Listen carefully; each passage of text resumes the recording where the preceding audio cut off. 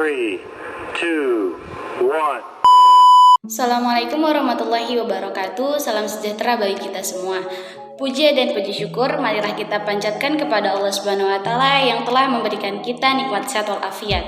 Pertama, yang saya hormati dosen penguji Ibu Salat Yasmah Sana MPD. Semoga selalu dalam lindungan Allah Subhanahu wa taala. Amin ya Allah ya rabbal alamin. Dan tak lupa yang saya hormati pula teman-teman sekalian. Pada kesempatan kali ini, insya Allah saya akan membahas tentang problematika pendidikan bahasa Indonesia di perguruan tinggi. Indonesia merupakan negara yang terdiri atas berbagai suku bangsa.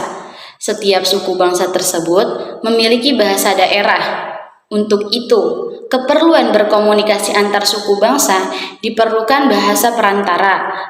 Seminar Politik Bahasa Indonesia 1975 telah dirumuskan kedudukannya dan fungsi bahasa Indonesia sebagai bahasa nasional atau disebut bahasa persatuan dan sebagai bahasa resmi negara. Dalam kedudukannya, bahasa nasional bahasa Indonesia berfungsi sebagai yang pertama ada lambang kebanggaan nasional, yang kedua lambang identitas nasional, yang ketiga alat memungkinkan pernyatuan berbagai suku, bangsa, dan latar belakang sosial budaya. Yang keempat, alat perhubungan antara daerah dan antar budaya. Bahasa Indonesia yang kedudukannya sebagai bahasa nasional dan bahasa resmi negara harus terus dibina dan dikembangkan agar menjadi bahasa yang modern, yakni bahasa yang sanggup mengemban fungsi sebagai sarana komunikasi dalam berbagai segi kehidupan. Pemerintah menjadikan bahasa Indonesia sebagai salah satu bidang studi wajib. Tujuannya, pembinaan bahasa Indonesia melalui pendidikan formal tersebut bermaksud agar mahasiswa memiliki keterampilan berbahasa lisan maupun tulisan dengan baik. Juga diharapkan memiliki jati diri dan kepribadian yang luhur.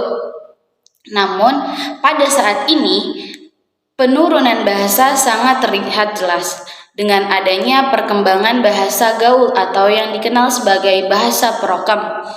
Pada mulanya, bahasa prokem sering disebut sebagai bahasa gaul atau bahasa sandi yang bertujuan untuk menyampaikan hal-hal yang bersifat privasi agar orang lain tidak mengetahui apa yang sedang mereka bicarakan. Bahasa prokem berkembang sesuai dengan latar belakang sosial budaya. Bahasa prokem diciptakan oleh sekelompok remaja dalam kesehariannya. Bahasa prokem merupakan salah satu bentuk penyampingan dari bahasa Indonesia sebagai bahasa dalam pergaulan anak-anak remaja. Istilah ini muncul pada akhir tahun 1980-an.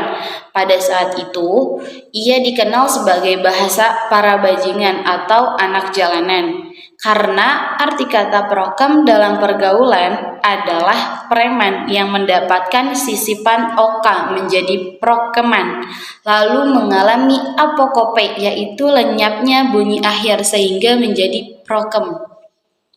Bahasa prokem mengalami pergeseran fungsi dari bahasa rahasia menjadi bahasa pergaulan anak-anak remaja. Bahasa prokem yang semestinya hanya sebagai bahasa sebuah komunitas, namun sekarang telah beralih fungsi.